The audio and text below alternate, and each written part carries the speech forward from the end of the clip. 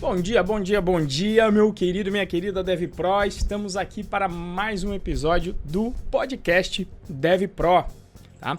Antes de falar do tema, só relembrando agora, se você quiser acompanhar ao vivo os episódios, nós estamos fazendo às 9h05 da manhã, tá bom? Adiamos aí o horário das 8h05 para as 9h05, assim você consegue acordar um pouquinho mais tarde, tá bom?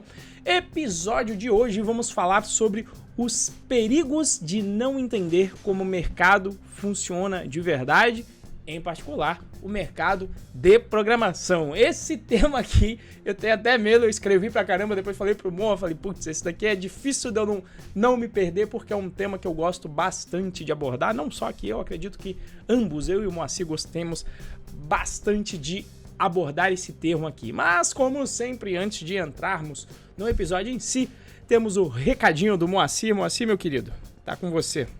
Isso aí, fala aí, pessoal. Bom dia para quem está nos acompanhando ao vivo, boa tarde, boa noite, boa madrugada para quem está nos acompanhando via gravação, né? Vamos aos recadinhos bem rapidinho. Siga-nos nas redes sociais, @MoacirModa é a minha, @RenzoProBR é a do Renzo, lá no Instagram principalmente, né? Todas as outras também são esses endereços, né? Esses nicks, e acesse os nossos grupos do Telegram, né? A gente tem o Galera Python Pro, que é onde a gente estende a nossa discussão aqui. Para você acessar é bit.ly/galera-python-pro, e a gente tem também o bit.ly/python-pro, que é o nosso canal no Telegram, onde você vai ficar por dentro de todas as novidades aqui do Python Pro, certo? Primeiramente, às 9h05, né? Por que às 9h05? Porque tava muito cedo e eu tive Covid aí nas últimas 2 semanas, e aí semana passada eu pedi pro Renzo, eu falei, Renzo, vamos aumentar pras 9 hoje, cara, eu preciso dar uma dormidinha e tal, meu sono tá todo desregulado, hoje é a mesma coisa, então às 9 horas eu acho que é melhor pra gente, acho que é melhor pra você também aí que tá do outro lado, que dificilmente eu vejo o pessoal de TI começando muito cedo assim. O padrão é o pessoal começar mais tarde, então às 9 horas vocês falam aí pra gente também se vocês gostaram ou não, tá bom? Mas vamos ao que interessa, né? Renzo, tema de hoje, já vou começar com a pergunta que interessa. Quais são os perigos de não entender como o mercado de trabalho de tecnologia funciona? Vamos lá, né? Os 2 perigos maiores que eu considero, né? O primeiro deles, de você não entender como o mercado funciona, é você desistir antes de conseguir a primeira vaga. Esse eu diria que é o maior dos perigos e muita gente fica por esse caminho. E o segundo é, se você já está no mercado, você está no mercado que tem uma alta demanda, que todo mundo fala que é um mercado que paga bem, mas você está sendo mal remunerado pelo trabalho que você faz, porque você não entendeu qual é a regra do jogo, não entendeu como ele funciona, né?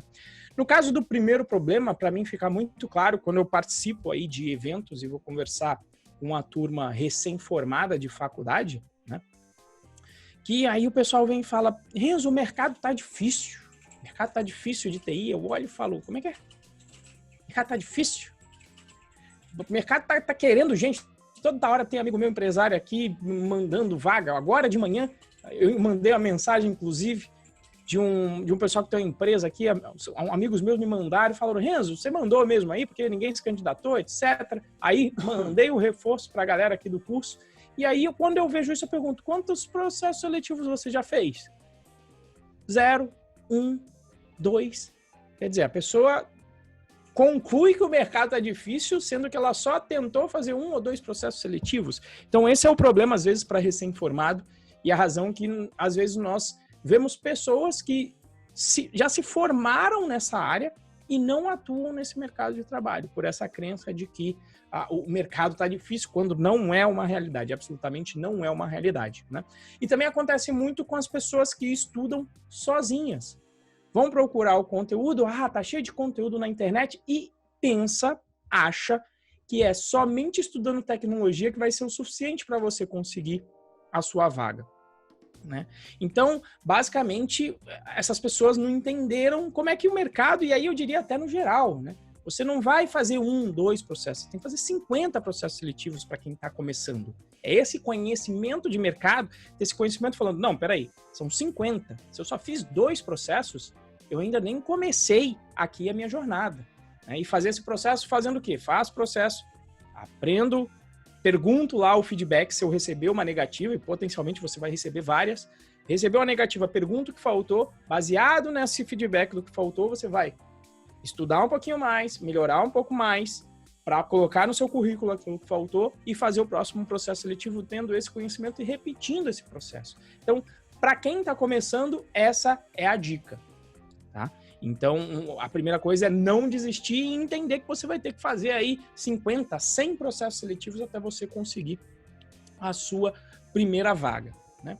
E o outro problema, tá bom? O outro problema, na minha opinião, é a pessoa que justamente tendo um viés técnico, justamente vindo de faculdade, aí ela consegue a primeira vaga dela, porque afinal de contas é um mercado com alta demanda, só que aí ela pensa que para a evolução da carreira dela, ela vai precisar apenas estudar a parte técnica. Então ela foca completamente na parte técnica e relega a maioria das outras habilidades, tá? Pensando que estudar a parte técnica vai ser o suficiente, que somente por estudar vão pagar mais para ela.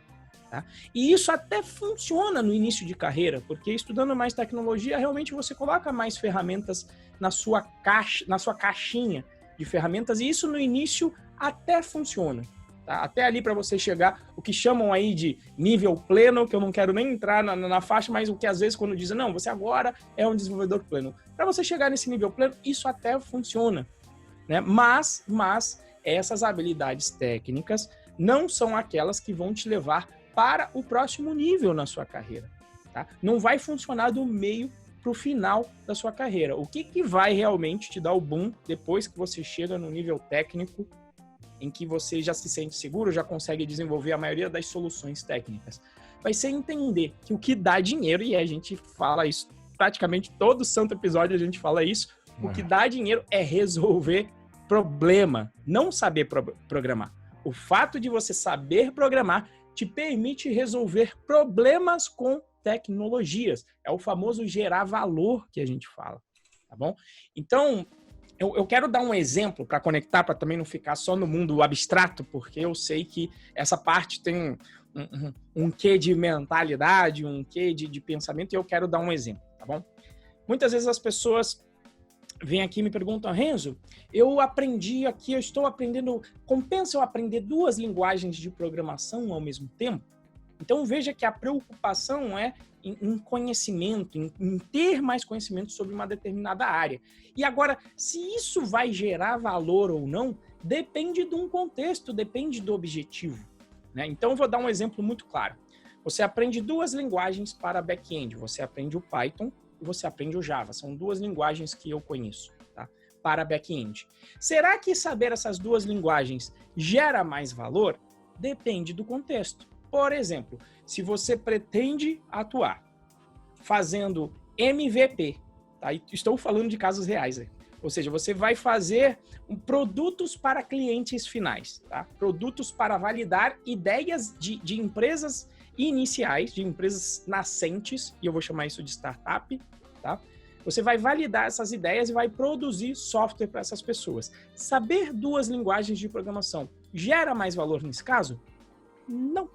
Por quê? Porque as 2 linguagens resolvem o mesmo problema e o cliente que está interessado em validar uma proposta de negócio, normalmente ele não se interessa por qual é a tecnologia que está atendendo ele.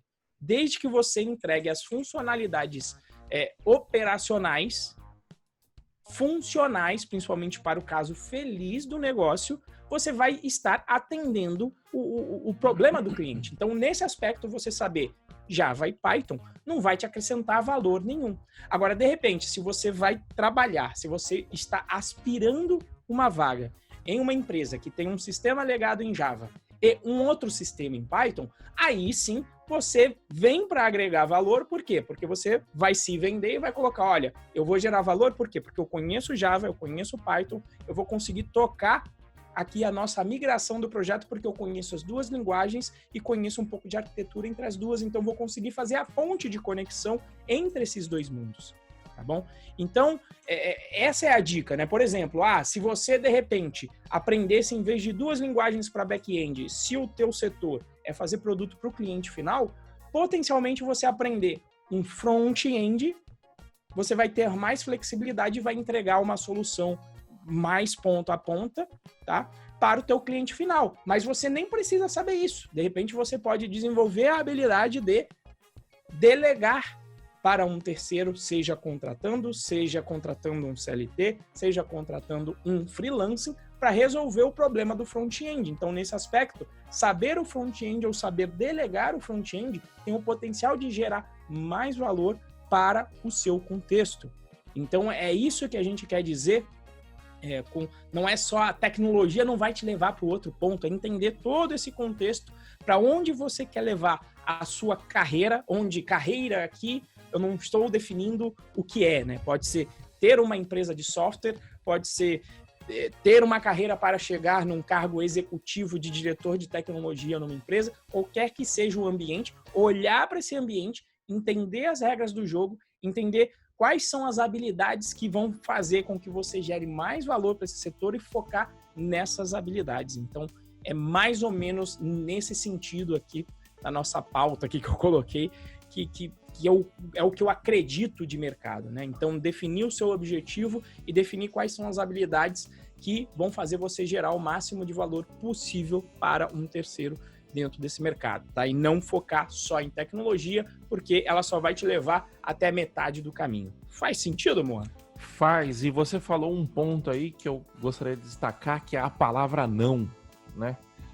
Que as pessoas, elas precisam entender, né, que como que funciona um processo de captação de cliente, né? Porque, no fim das contas, a empresa que você está querendo trabalhar vai ser uma cliente sua, você entendeu? Você vai prestar serviço para a empresa que você quer trabalhar, você entendeu? Seja vendendo a sua hora, seja vendendo valor, seja vendendo o que for, você está vendendo, no mínimo você está vendendo sua hora, se você está recebendo um salário em troca de trabalho, né? Então,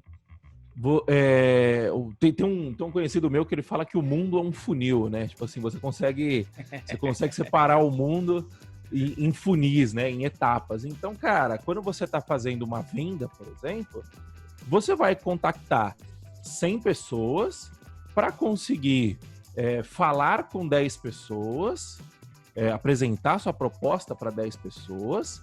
Dessas 10 pessoas, você vai marcar 3 reuniões e dessas 3 reuniões você vai fazer uma venda, né? Então, assim, então, você consegue enxergar isso como um funil. Então, é 100, 10, 3 e 1. Aí sai um carinha ali no final, uma venda no final. Com emprego é a mesma coisa, você entendeu? Se você tá... Obviamente, né, que quando você vai subindo quando você vai ficando mais experiente, quando você vai ficando um profissional com mais valor de mercado, essa dinâmica muda um pouco, né? O relacionamento ele é muito mais importante, esse tipo de coisa. Mas, principalmente no começo, quando você começa, você tem que atirar para todo lado, né? É o que você fala, você tem que jogar a rede e sair puxando para ver o que sai, você entendeu? Por quê? Porque senão você não vai ter opção, você entendeu? Assim, você precisa... a realidade no começo é o seguinte: você é uma pessoa que não tem muito o que oferecer para o seu empregador, entendeu? Quando você está iniciando estágio, júnior, esse tipo de coisa, você não tem tanto assim para oferecer para o seu empregador, e isso vai ser compensado de duas formas: o salário que você vai receber e na quantidade de concorrência que você vai ter, né? O que acontece é o seguinte: a concorrência está muito pequena, por incrível que pareça, né? Se você for em qualquer outro tipo de emprego, você vai ter, sei lá, 30, 40, 50, 60 pessoas brigando por uma vaga. Isso já em etapas avançadas do processo. É o que o Renzo falou, o amigo dele abriu uma vaga, ele ofereceu lá dentro do curso e quase ninguém entrou em contato, você entendeu? Lá na Codivance é a mesma coisa, volta e meia a gente abre, tipo assim, você vê que tem uma enxurrada, assim, de 5, 7, 8 pessoas no começo, depois o pessoal para de mandar, então assim, porra, não é tão grande a concorrência, só que o que vai acontecer? Você vai receber muito não no meio desse caminho. Você entendeu? E a gente tem uma tendência, né? O ser humano precisa de aceitação, né? Então, a nossa tendência é tipo, puta, recebi um não, caralho, eu sou um merda, eu não sou especial como eu achei que eu era, tal. E assim, isso é normal, entendeu? Isso é normal. Faz parte do ser humano se frustrar com a negação, né? Com ser negado. O que acontece você tem que aceitar que isso faz parte do jogo e entender que cada não, na verdade, é menos um não pro seu sim, você entendeu? Então, porra, você precisa tomar 50 nãos para conseguir o seu sim.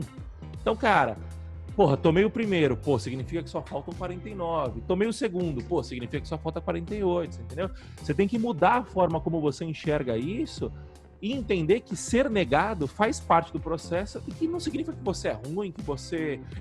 De fato, às vezes até significa, você entendeu? Mas o que você precisa fazer é encarar isso como... Não há problema em não estar 100% preparado para determinada vaga. O problema é em você aceitar aquilo e não fazer nada, você entendeu? Agora, porra, recebi um não, pô, significa que eu não estou preparado. Ô, recrutador, o que você acha que eu errei? O que eu poderia melhorar aqui?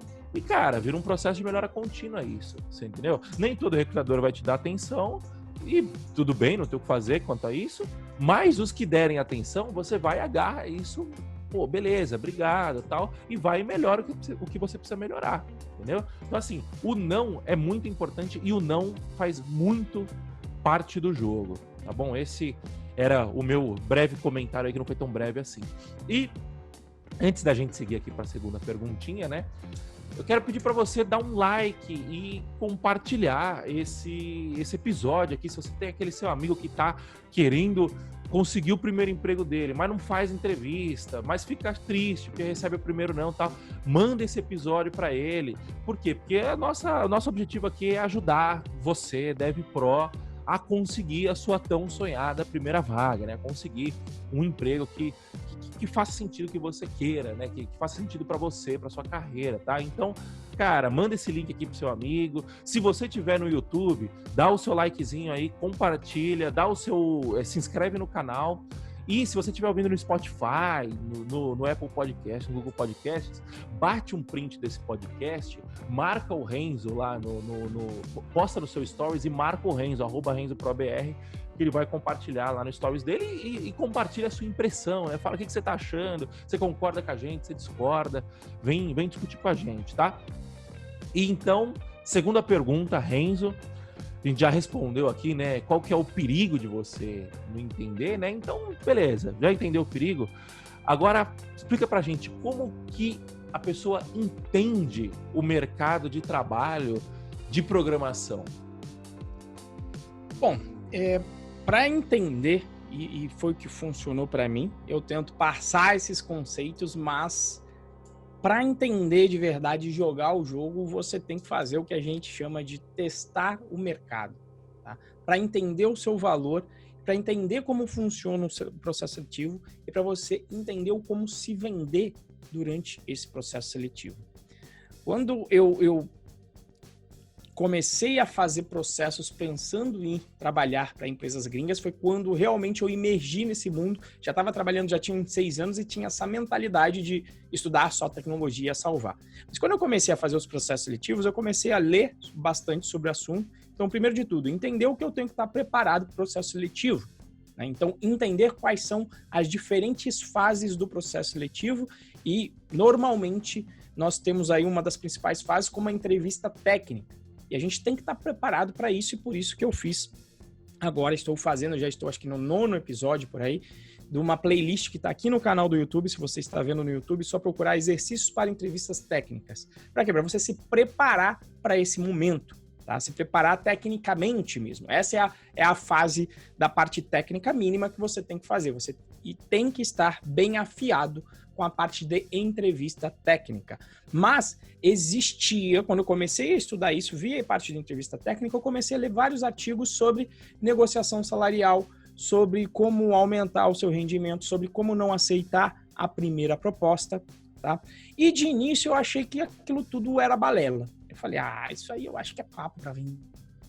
E muitas pessoas técnicas têm esse viés, né? Essa ojeriza a papo de vendedor, né? E não se colocando como uma pessoa que também tem que vender. E é aí que mora o problema que eu mencionei lá em cima. E aí eu coloquei, para eu entender de verdade, eu recomendo como dica prática, foi o quê? Eu falei, olha, eu vou duvidar disso, eu acho que não funciona, mas eu vou colocar em prática. O que eu fiz? Fui fazer processos seletivos para a empresa que eu não queria ir de jeito nenhum. Para eu colocar em prática isso e entender se era realmente essa negociação inicial, se ela funcionava. Então, na época, eu me lembro que eu ganhava ali em torno de uns 5 mil reais. Falei, putz, seria legal se eu ganhasse 8, né? 8 ia ser bom, 60% de aumento. Né? E aí coloquei em prática outra tática que eu vi da galera de publicidade, de vendas, que fala, se você não sente vergonha de quanto você está cobrando pouco, né? E aí eu fui lá tentar, falei, não, se eu conseguisse dobrar, vou jogar 10 mil reais aqui para ver o que acontece. E como eu não queria ir para essas empresas, e por diversas razões, às vezes porque eu já conhecia o ambiente e não queria estar lá, às vezes porque eu trabalhava com a tecnologia que não ia ter o tempo de fazer a transição para essa tecnologia, não tinha o peso emocional de ter que passar para a vaga. Né? E quando eu comecei a fazer esses processos e justamente fazer o que o Moacir falou também, a dizer não, receber a primeira proposta, falou, não, eu não quero 7, eu quero 10. E aí você começa a ver que o outro lado, não, ok, sem nem chorar, essa inclusive é a medida que eu digo para os meus alunos. Se o outro lado não fez contraproposta quando você apresenta lá a sua contraproposta, o outro lado não chora, não fala, putz, mas aí é muito, porque você deixou dinheiro na mesa. Então a minha recomendação é para você testar na prática. E processo seletivo não tem jeito. Processo seletivo e negociação, por mais que você pode estudar aí artigos sobre negociação salarial, você pode estudar Cracking the Code Interview para entender qual é o conteúdo técnico que vai ter lá. Você pode assistir, inclusive, as minhas lives e codar, mas nada vai te preparar para a experiência do processo seletivo em si. Eu brinco que eu sempre... Brinco não, mas eu faço analogia que quando criança, eu queria ser jogador de futebol. Quando criança, eu queria ser jogador de futebol e durante meu ensino médio eu jogava. Tá? Jogava na equipe do Colégio Naval. E não tinha jeito.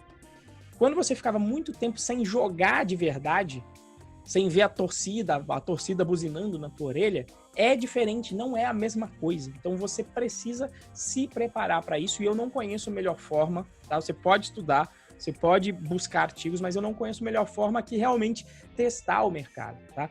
Eu posso saber, abstratamente, eu posso entrar lá no Glassdoor e ver qual é a média salarial, por exemplo, para a cidade do Moacir, cidade de São Paulo, que já é bizarro. Mas é uma média aquilo, não é exatamente o quanto te pagariam no mercado de acordo com as suas habilidades. Então, não tem outro jeito, não tem como saber se uma piscina está quente ou fria, sem você colocar o dedo, sem você cair na piscina, não tem outro jeito. Então, para mim, testar o mercado é a melhor forma, tá, de você entender e não cair em várias armadilhas, como, por exemplo, o risco de você virar especialista de uma empresa só. Aquela pessoa que está 10 anos numa empresa, existe o caso aqui do nosso querido Rodrigo Vacari, trabalhou 11 anos numa empresa que fazia software de caixinha de ERP, que o mercado está encolhendo. Então você corre esse risco. Quando você está testando o mercado, você entende o que o mercado está demandando, quais são as novas tecnologias, quais são as novas habilidades de comunicação, de liderança, e você vai estudando para você ficar sempre atento e sempre manter a sua empregabilidade. E também para entender se você está recebendo bem ou não no seu trabalho. Então, quando eu mencionei lá em cima que um dos grandes perigos para quem está no trabalho é, dentro desse mercado com alta demanda, ainda receber mal, é porque acontece. Tenho vários amigos que trabalham na área de infra, que às vezes vêm lá para mim, Renzo, estou fazendo aqui hora extra, o pessoal está fazendo banco de horas, e eu sei que nunca vão me dar esse tempo para eu tirar de férias e não vão me pagar. Eu falo, é mesmo? E quantos processos seletivos você fez? Nenhum. Então, é esse tipo, às vezes a pessoa está sendo mal remunerada, está num ambiente que não é bacana, que ela mesma está infeliz, mas não está fazendo o processo seletivo. Então, é isso que eu falo de conhecer o mercado. Porque se está ruim, coloca então a base de comparação para você saber o quanto você vale, qual é a outra empresa que você vai trabalhar, quais são as condições que outro lugar pode te oferecer. Porque essa é a regra do jogo, do mercado. Tá? Vale para as empresas, né? Que às vezes o pessoal fala, o empresário mauzão, etc., pode me demitir a qualquer momento, mas o fato é, você também pode demitir a empresa a qualquer momento. Tá? Então, você pode jogar essa regra do jogo. Né? Essa é a regra que existe, essa é a realidade que se apresenta. Né? A outra hipótese é a turma que às vezes quer que alguém faça isso por eles. Vou delegar isso para um sindicato, vou esperar que o governo crie aqui uma barreira que só possa entrar no mercado pessoas com faculdade. Tem gente que quer sempre terceirizar essa responsabilidade. E eu prefiro sempre trazer a responsabilidade para mim. Porque quando depende de um terceiro, não tem nada que eu possa fazer. Então, eu sempre trago para mim e depois que eu passei a ter essa postura, depois que eu passei a testar o mercado dessa maneira mais intensa e mais do que isso, depois que a gente começou a ver os nossos alunos dentro do curso com essa postura de testar o mercado, de resolver problema, a gente viu os resultados acontecendo e acontecendo numa velocidade que potencialmente a gente nem esperava. Tá? Então é esse tipo de coisa. Não vai ter atalho. E o engraçado é, por mais que a gente fale isso lá no curso direto, volta e meia, ainda vem gente, Renzo, eu tô desesperado, mandei mal aqui no processo seletivo, tá muito difícil. E eu vou lá e falo, quantos processos seletivos você fez? 2. E aí eu só mando aquela mensagem e falo, 2? Você se lembra do papo? Antes de você entrar no curso, você ia ter que fazer 50 processos seletivos, 100 processos seletivos? Você só está no começo, fica tranquilo. Né? E aí a pessoa, putz, é mesmo, não lembrava. Por quê? Porque, obviamente, que quando é com você, né? quando você tem skin on the game e é com você, obviamente que dói levar um não. Né? Demora para você acostumar com esse processo das negativas até conseguir a sua vaga. Você fica num processo de tensão até que você acostume com esse processo. Mas, para mim, não tem atalho. A outra hipótese, que é esperar um terceiro, seja um sindicato, seja o governo, seja qualquer outro, fazer alguma coisa por você, é uma opção que, para mim, não faz sentido. Eu tenho que sempre estar agindo para melhorar aí a minha vida e funcionou para mim, funcionou para os alunos, e se você colocar em prática, eu tenho certeza que vai funcionar para você também. Você falou um lance aí de cobrar, né? Tem um amigo meu que, inclusive, ele tá quase todo dia ele tá aqui na live, acompanhando com a gente pelo chat. Aparentemente ele não tá hoje, mas uma vez eu passei um negócio para ele e falei para ele, cobra tanto que o cara vai aceitar. Já passou lindo, já passou azeitado, né? Passei azeitado, era só fechar o negócio. Falei, cobra X que o cara vai aceitar esse valor, porque é o valor que eu trabalhava com ele. Não, pode cobrar, que eu garanto. E aí, beleza, passou um tempo e tal, fui conversar com ele, eu falei, e aí, fechou o negócio lá e tal? Pô, fechei, o cara gente fina, tal, estamos conseguindo entregar, beleza, tal. E falei, quanto você cobrou? Ele, eu cobrei, sei lá, tipo, 70% do valor, uma coisa assim. Falei, caralho, por que você cobrou 70% do valor, sendo que eu falei pra você cobrar 100% do valor, porra? Aí ele, não, eu fiquei meio assim, o valor era muito alto e tal, não sei o que. É o medo, você entendeu? E, tipo assim, obviamente tô enchendo o saco dele, eu entendo o medo. Ele não está acostumado a fazer a pedir caro assim, né? Na cabeça dele, caro. E às vezes, por estar meio desconectado do mercado, não sabe se isso é caro ou não, tá ligado? Que fica com medo, você entendeu? E ele tava precisando da grana na época e tal, então ele ficou meio assim de tipo, puta, vou no garantido aqui mesmo, tal, não sei o quê. Então, assim, é normal você ter esse medo, né? É normal, mas a parada é o seguinte, precisa perder a porra do medo, ou então precisa fazer a coisa mesmo com medo, você entendeu? Porque é muito louco. Quando aconteceu comigo esses dias, inclusive, tipo assim, de passar um preço insano por uma coisa maluca e a pessoa fala assim, tá bom, me fala aí o valor, me fala aí a conta que eu deposito. Você entendeu? Então, assim, quando você percebe que funciona, tá ligado? Tipo, E até a gente aqui mesmo, eu e o Renzo no Python Pro, quando a gente aprendeu a vender de fato, aprendeu a estruturar um pitch de vendas, a gente ficou maluco, porque antigamente a gente só sabia fazer oferta com promoção, né? De tipo assim, não, vamos dar desconto e tal, não sei o quê. Quando a gente aprendeu como funciona uma estrutura de uma oferta, né? Que é muito parecido com a estrutura de uma negociação, de uma forma geral, quando a gente aprendeu isso, a gente olhou e falou assim, caramba, a gente está conseguindo mostrar o valor da parada sem precisar ficar recorrendo a preço, a ficar baixando preço, esse tipo de coisa. Quando você percebe isso, você fala assim, caramba, existe uma forma de fazer, só que ela é totalmente contraintuitiva. Você entendeu? E por ser contraintuitivo, a gente fica ainda mais programador, né? Que é analítico, determinístico, tipo... Como que uma coisa que não faz sentido na cabeça do programador, como que ele vai ouvir o que você tá falando, sendo que aquela porra não faz sentido na cabeça dele, entendeu? A gente é assim, a gente é estudo de causa para isso, entendeu? Sim, com certeza. Então, perdeu o medo de cobrar caro, tem que cobrar caro, por quê? Porque o papel de quem fala se é caro ou não é seu. O papel de quem fala se é caro ou não é do seu cliente, é do seu empregador, é de quem estiver do outro lado da mesa. Você entendeu? Você fala, o meu valor é X. Ah, mas isso é muito caro. Tudo bem, está caro para você, a gente procura uma outra pessoa que possa te atender por um valor diferente e tal. Mas você não pode, tem um dos nossos mentores, né, que é o Vitor Damasio, ele fala, você não pode privar o seu cliente de ouvir a sua oferta, né? Você não pode privar o seu cliente da transformação que você vai fazer na vida dele, né? E o programador é a mesma coisa. Se você tem confiança que você vai gerar valor para o seu cliente, você não pode privar o seu cliente, é egoísmo da sua parte, privar o seu cliente de ouvir a sua oferta, de ouvir a sua proposta. E ele que resolva se ele quer ou não aceitar a sua proposta, entendeu? E a parada é o seguinte, se você estiver fechando toda a proposta que você está fazendo, você está cobrando barato. Se você estiver fechando toda a proposta que você está fazendo, você está cobrando barato. Propostas tem que fechar 10% do que você negocia. Senão você está cobrando muito barato. Ah, mas eu não tenho volume suficiente. Então, faz mais processo seletivo. Entendeu?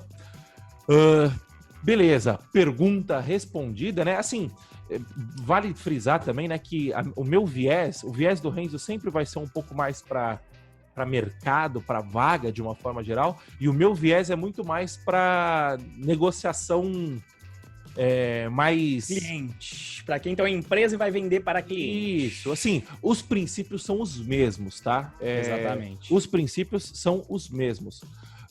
O que acontece e o viés é prático, né, amor? Porque cada um teve uma jornada diferente até chegar aqui. E o viés é prático. Mas a minha nomenclatura, a minha terminologia, quase sempre vai ser mais voltada para negociação, para cliente. Por quê? Porque esse é o meu dia a dia, você entendeu? O meu dia a dia é negociar com o cliente. Eu não faço mais processo seletivo, eu nunca fiz processo seletivo nesses moldes, né, que o Renzo explica, mas o fundamento é o mesmo, é isso que importa, tá? Então abstraiam a nomenclatura, tentem... quando eu falar cliente, pensa em empregador. Quando eu falar proposta, você pensa em processo seletivo. Mas o processo, o fundamento é o mesmo, tá bom? Terceira pergunta, Renzo, que o pessoal sempre faz. O que fazer para entender como o mercado de trabalho funciona? A gente já sabe o como, agora a gente precisa saber o que fazer para entender. O que fazer para entender, eu acho que você tocou num ponto fundamental, que é quem tem um viés técnico tem essa dificuldade de avaliar a realidade, entender que a validade, e aí eu vou tentar trazer, inclusive, para o lado lógico, mas entender que a realidade é um sistema hipercomplexo. E logo, a nossa lógica de programação, ela não é suficiente para explicar a realidade. Ela não é suficiente. Então, você realmente, às vezes a gente cai num papo que a gente fala, o pessoal, às vezes você fala em coaching de tecnologia, eu tô acostumado, na maioria dos lugares isso é considerado piada. Sim. Coach é sinônimo de charlatão, de qualquer outra coisa, coach mentoria. Mas, e aí quando você entra no coach mentoria e pensa em termos de mentalidade, é entender qual é a regra do jogo. E o Moacir trouxe a regra do jogo quando ele me trouxe uma frase, eu não sei qual é a fonte, depois o Moa pode confirmar pra gente a fonte, mas eu ouvi dele a primeira vez. Eu acho que é a frase que simboliza tanto carreira quanto negócio você ganha o quanto você negocia, não quanto você merece, né? E aí, aqui é onde eu corro o risco danado de resvalar em várias teorias que eu andei estudando, inclusive econômicas, né? O que tem a ver com relação a isso? Por que quanto você negocia, não quanto você merece? Porque para negociar, você precisa, como o Moa falou, entender o outro lado. Quando ele falou para o amigo dele, pode ir que esse cliente paga X, por quê? Porque ele já conhecia o cliente, já sabia o quanto pagava, teve a empatia de entender o outro lado e ele sabia qual era o problema que ele estava resolvendo para o cliente. Então o cliente era capaz e enxergava valor naquilo que o Moacir estava entregando e por isso que ele passou azeitado para o cliente. Então, o que tem valor, trabalho não tem valor nenhum. Trabalho não tem valor nenhum.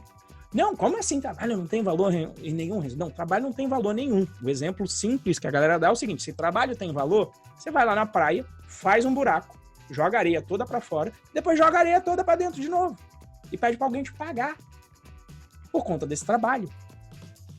O que isso quer dizer? Que o trabalho não tem valor. O que tem valor é o resultado. E a quantidade de trabalho para fazer isso ou não pode variar. Então é por isso que às vezes alguém, né, a brincadeira do advogado, estudei 10 anos para resolver o seu problema em 10 minutos. Não é o fato do advogado ter escrito uma peça, ter usado o poder de influência dele para resolver o seu problema em 10 minutos, que aquilo tem pouco valor. Por exemplo, se ele de repente salvou a sua casa de ser penhorada no valor de 500 mil, qual é o valor disso? Se ele fizer isso em 1 minuto. E de repente só ele consegue fazer porque só ele tem aquele conhecimento específico ou até aquela rede de influências dentro do judiciário para conseguir gerar esse valor. Então, isso é a coisa que não só foi mais difícil, como continua sendo, né, Moacir? Acho que volta e meia a gente tende um pouco a voltar, Sim. né, para esse lado de custo e a gente vem se desafiando em vários aspectos, né, com relação a isso. Por exemplo, até quando eu estou falando aqui de coaching, né, falando do preconceito da área, a gente demorou até criar a nossa mentoria, mesmo sabendo que a gente já passou por várias mentorias que gerou valor para a gente, e a gente sabe que isso foi o que teve um diferencial danado nas nossas vidas, e a gente demorou quanto tempo para colocar no ar e poder gerar esse valor para a galera? E que eu acredito que já está gerando bastante aí. O feedback tem sido altamente positivo.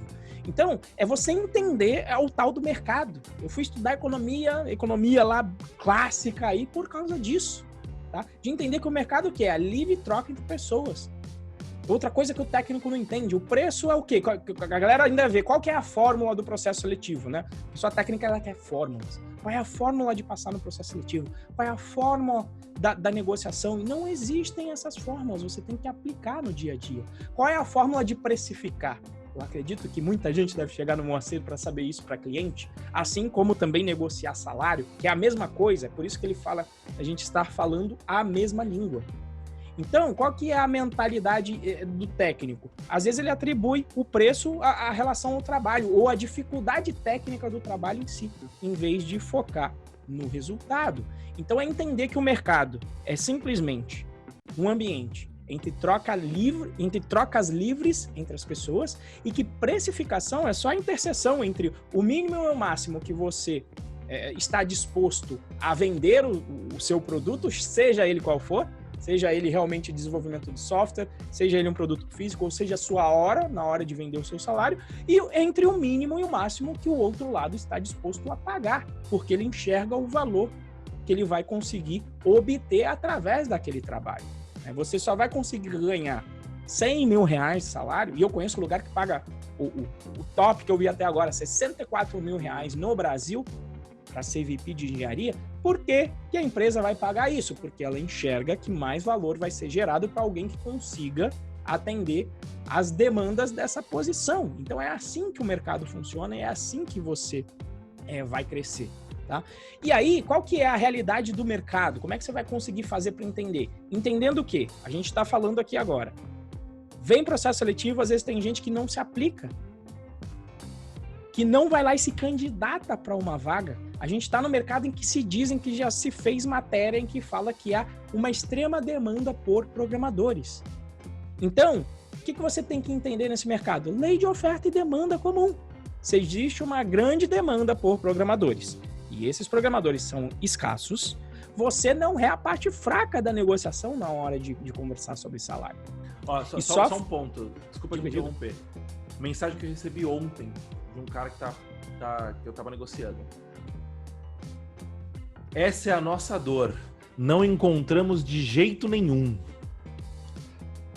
Falando sobre... Ele tava perguntando se a gente tinha desenvolvedor Python. Não vou continuar o resto aqui da conversa. Mas enfim, Sim. Os caras não tá encontrando gente que consiga trabalhar para ele. E isso daqui não é exceção, é regra isso.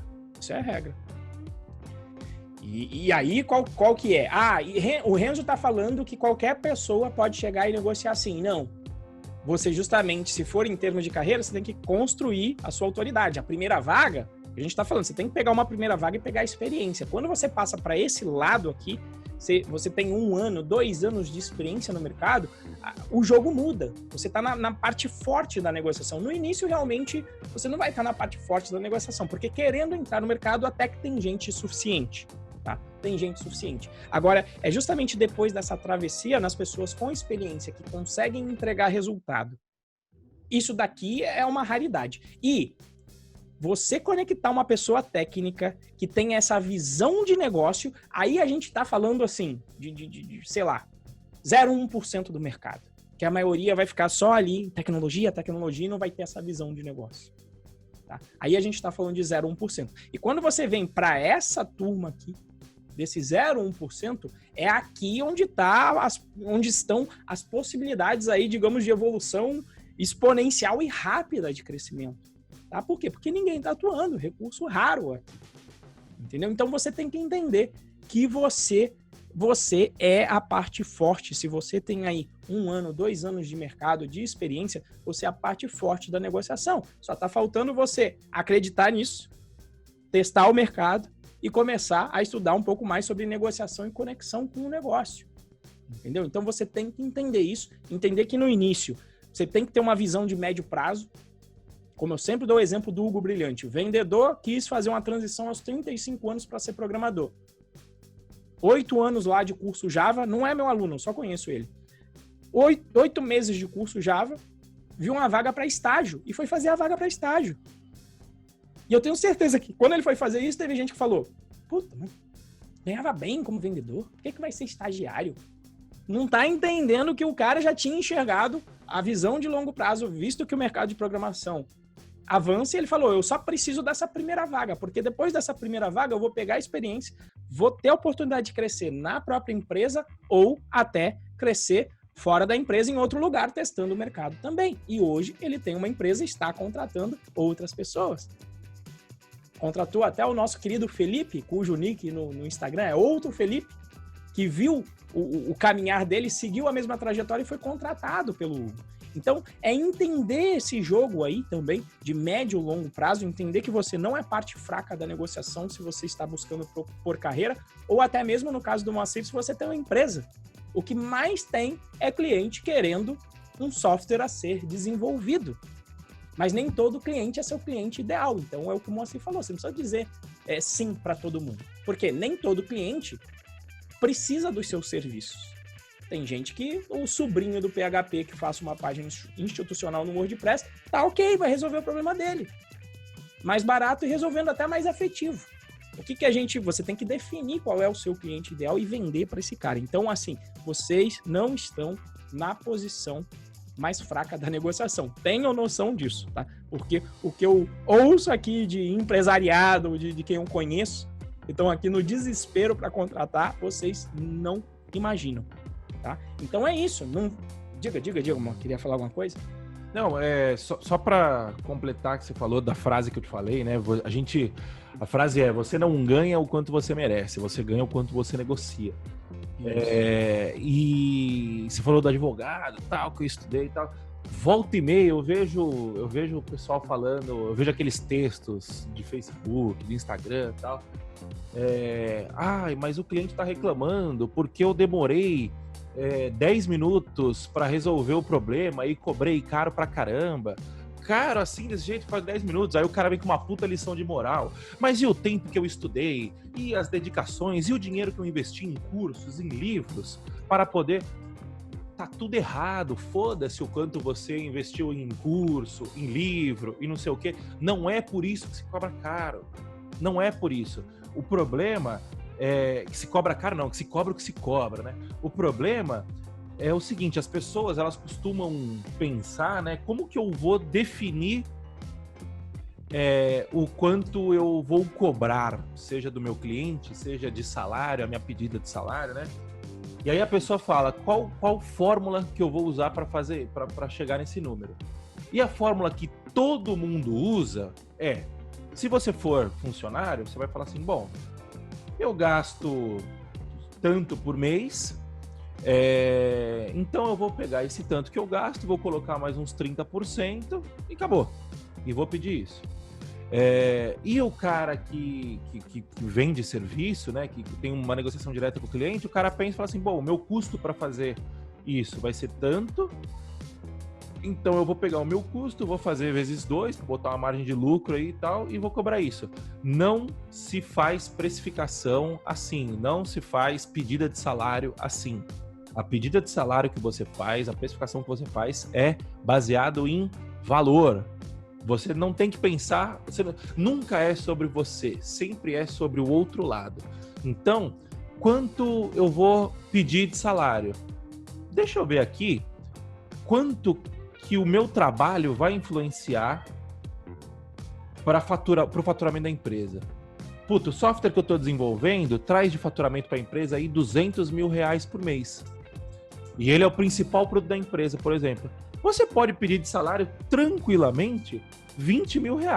Não importa se você é júnior, se você é pleno, se você é sênior. Você pode pedir tranquilamente R$20 mil de salário. Por quê? Porque é 10% do faturamento da empresa. Você entendeu? Agora, se você for fazer essa conta, imagina que você faz essa conta e fala assim, não, eu custo R$5 mil por mês, é o meu custo de vida, tal, vou botar mais uns 2, vou pedir 7. Você deixou R$13 mil na mesa. Você entendeu? Tô falando 20, se você, dependendo da situação, dá até pra você chutar um pouquinho mais e ir pra 30, 35, dependendo da margem de lucro que o cara tem em cima desse faturamento. Então, assim, preço e salário não se mede por você, se mede pelo outro, se mede pelo valor que você consegue gerar pro seu cliente, tá? Era essa a inserção que eu tinha pra fazer aí, Renzo. Beleza? Eu acho que é isso. Eu acho que é isso. E entendendo esse outros... Eu acho que eu costumo falar, e tá aqui, inclusive, não faço trabalho da RH, ó. Cadê? Onde é que tá? Tá aqui pra baixo? Acho que eu tô pro lado, ó. Tá aqui, não faço trabalho da RH. Quando você tá falando em termos de carreira, é isso aí. É de não dar a primeira, não fazer a primeira proposta, é de entender que os requisitos são malucos mesmo e que ninguém atende. Isso é conhecer o mercado. Ninguém atende os requisitos técnicos de nenhuma vaga.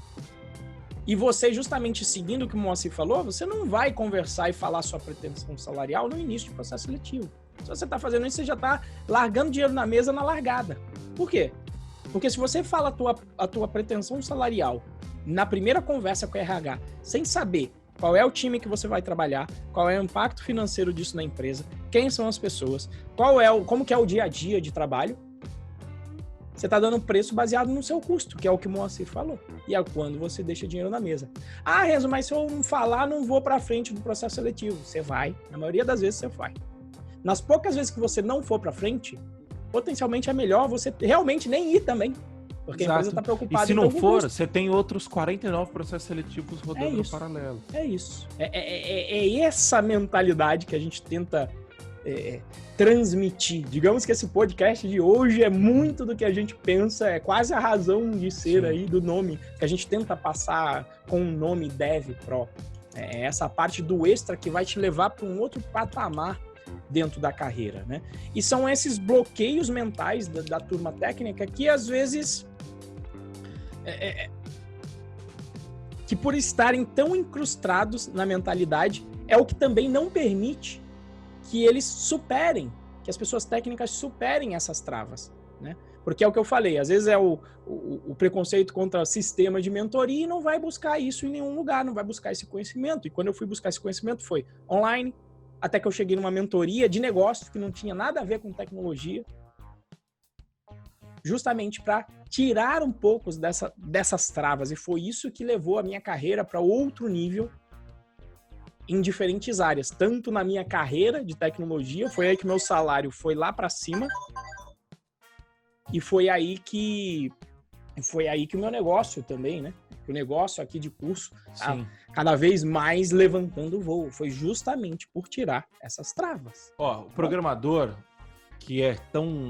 o programador tem um problema grave, e eu falo isso por experiência própria e conhecendo o Renzo também, de entender a psicologia humana, tá?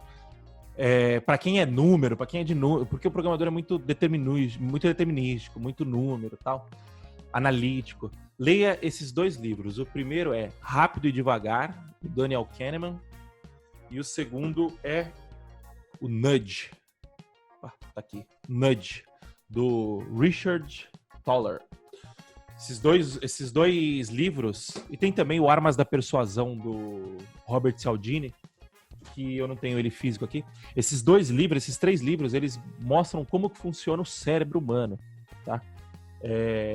E o ser humano não é racional. Existe esse lance século XXI, sabe? De tipo assim, devemos abandonar as emoções e montarmos uma sociedade que seja regida somente pela lógica, que a lógica que leva a gente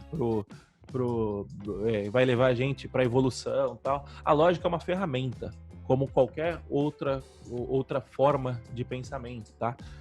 Então, assim, o ser humano não é lógico. Não dá para você usar lógica para conseguir entender e lidar com o ser humano, porque o ser humano não é lógico. O ser humano é um ser emocional que racionaliza as suas decisões, tá? O ser humano não é um ser racional.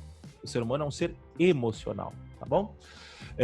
Bom, vamos, por hoje é só, pessoal. A gente está passando um pouquinho aqui já do nosso novo formato aqui. Só queria responder aqui o Eric Amaral antes. Ele perguntou: mestres, bom dia. Eu estou assistindo a live e como eu nunca trabalhei na área da programação, a construção de um portfólio pode ajudar no processo seletivos para conseguir a tão sonhada vaga? Com certeza, Eric. Eu acho que esse é o segundo ponto mais importante, tá? O primeiro ponto é você aplicar e fazer os testes, né? De uma forma geral. E, cara, tem um GitHubzinho lá com vários projetos. Isso vai te ajudar muito, porque o cara vai conseguir bater o olho e entender como que você pensa, né? O que você faz, tal. Não precisa ser... É legal o cara olhar seu código, tá? É bom você ter projetos online funcionando e tal, mas o projeto online ele é uma caixa preta, né? Então, não adianta nada você passar o login e senha lá do sistema que o cara não vai saber exatamente como que tá ali por baixo, né? O que ele quer ver, ele quer abrir o capô do carro e ver como é que tá lá dentro, né? E é isso. O Jussão comentou aqui: todos nós somos vendedores. Quando damos nossa opinião sobre um filme que vemos, estamos vendendo o filme gratuitamente. Vendemos o tempo todo, só não nos damos conta disso. É isso, né? A gente tá sempre convencendo as pessoas de alguma forma, né?